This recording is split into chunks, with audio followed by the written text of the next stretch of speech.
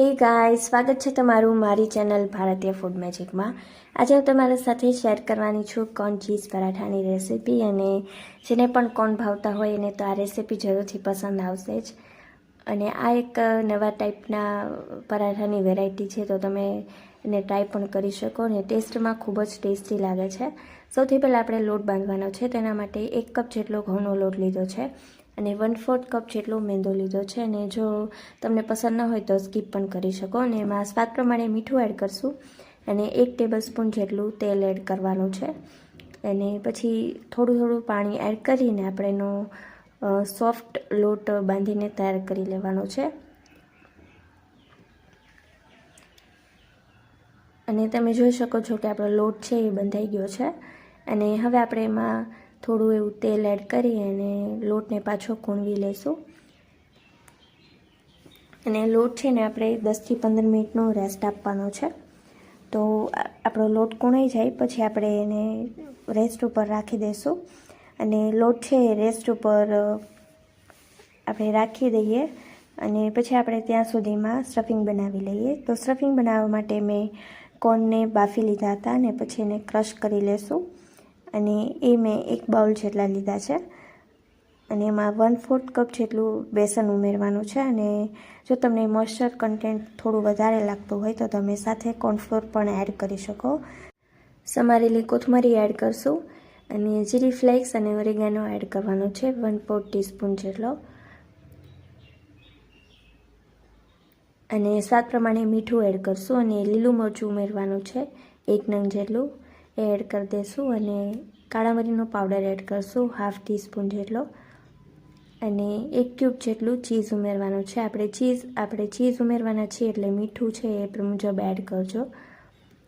અને આ બધી જ વસ્તુને આપણે એકદમ સરસ રીતે મિક્સ કરી લેવાની છે।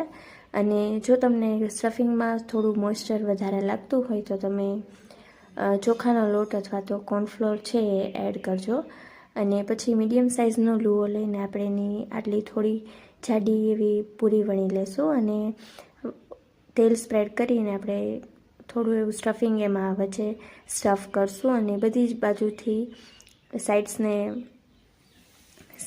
સીલ કરી લેશું। અને તમે જોઈ શકો છો કે મેં કઈ રીતે સીલ કરેલું છે, એટલે આપણું જે પરાઠું છે એકદમ ફાટશે પણ નહીં। અને આ રીતે બધી બાજુથી પેક કરી એને સીલ કરી લેવાનું અને અટામણ લઈ અને આપણે પરાઠાને વણી લઈશું।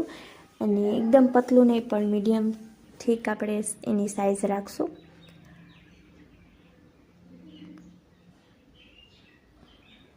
અને તમે જોઈ શકો છો કે મેં પરાઠાને વણી લીધું છે અને હવે આપણે એને શેલો ફ્રાય કરી લેવાનું છે। અને તમે આમાં તેલ અથવા બટર, ઘીનો કોઈ પણ ઉપયોગ કરી શકો। મેં અત્યારે એને તેલમાં શેલો ફ્રાય કરેલા છે। અને એક સાઈડ થઈ જાય પછી આપણે એને બીજી સાઈડ પલટાવી લઈશું અને 1 ટીસ્પૂન જેટલું તેલ એડ કરશું।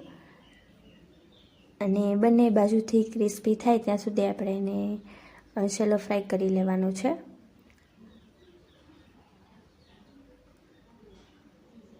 અને એક સાઈડ ફ્રાય થઈ જાય પછી આપણે એને બીજી સાઈડ પલટાવી લઈશું। અને તમે જોઈ શકો છો કે પરાઠાનો એકદમ સરસ મસ્ત કલર આવ્યો છે। અને આ રીતે લાઇટ બ્રાઉન થાય એટલો આપણે એને શેલો ફ્રાય કરી લઈશું।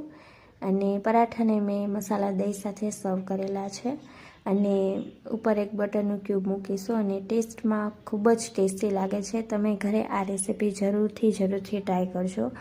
અને જો હજુ તમે મારી ચેનલને સબસ્ક્રાઈબ ન કરી હોય તો જરૂરથી કરી લેજો, જેથી તમને મારા વિડીયોની નોટિફિકેશન સૌથી પહેલાં મળી જાય। ફ્રેન્ડ્સ અને ફેમિલીમાં આ વિડીયોને જરૂરથી શેર કરજો। Thank you so much for watching.